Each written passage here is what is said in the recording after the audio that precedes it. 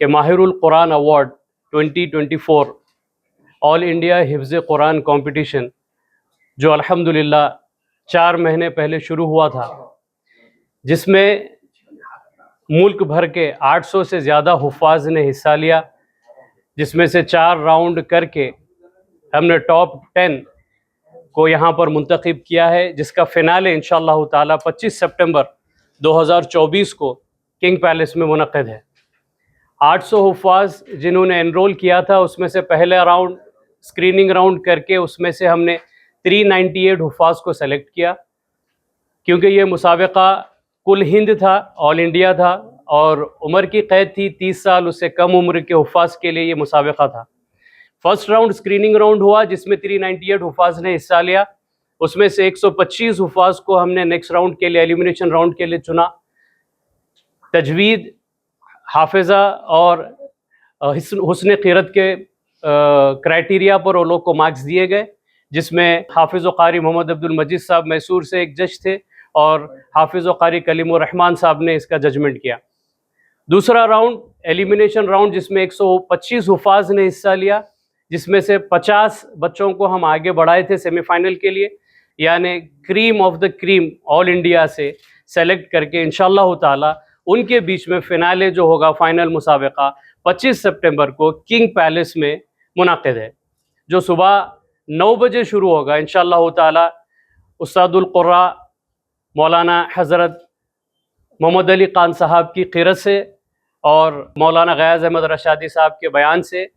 جلسہ شروع ہوگا، پہلی نشست کا آغاز ہوگا، اور اس میں 5 حفاظ جو ٹاپ فائنلسٹ ہے وہ لوگ اپنا صلاحیتوں کا مظاہرہ کریں گے،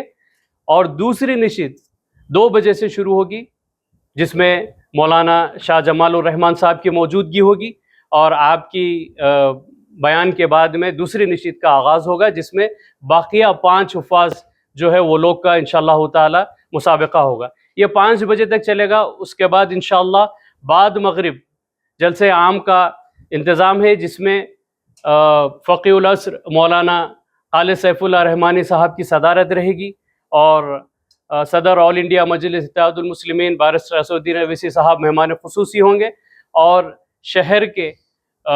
معزز علماء اکرام، حفاظ، قاری و قراء اس محفل میں شرکت کریں گے۔ اور میرے ساتھ حافظ و قاری یونس علی خان صاحب ہے، جو اس فینالے کے جج بھی ہے۔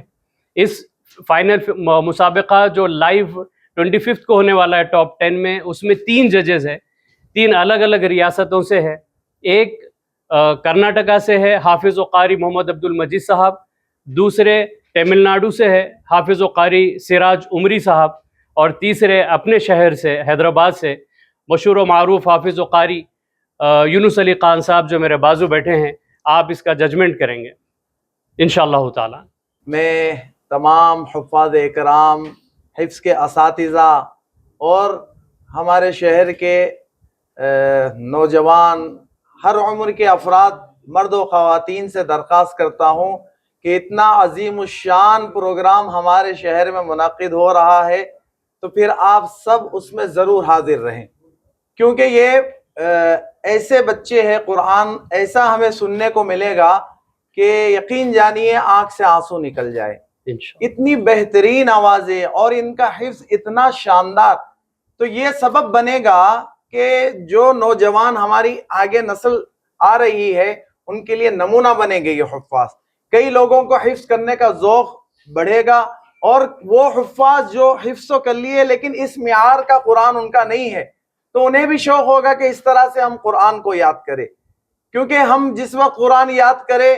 اس وقت ایسا ہم خود بھی نہیں پڑھتے تھے۔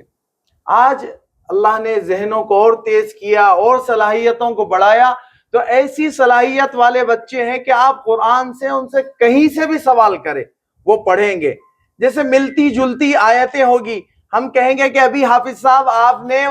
یہ آیت پڑھی، ایسی آیت قرآن میں اور کہاں آئی ہے وہ پڑھی، آپ وہ پڑھیں گے۔ ایک جگہ نہیں، 10 جگہ آنے والی آیتوں کو وہ پارہ نمبر، رکوع نمبر، سورہ نمبر بتا کر پڑھیں گے۔ تو میں